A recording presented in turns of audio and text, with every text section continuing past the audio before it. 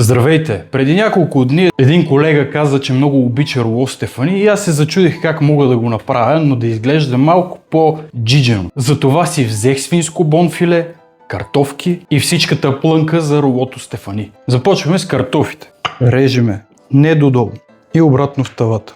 Слагаме при картофите розмарин, една цяла скилитка чесън, най-любимото телешка маса и вкарваме да се пекат. Връщаме се на свинското бонфиле. Рязваме на купчета. Същото правим и с яйцата. Взимаме една купа и прехвърляме всичко в нея. Моркови. Да не цапате лъжица, ръката ви така или иначе вече е мръсна. Да подготвим сега нашето месо. Ето тази ципа трябва да я махнем.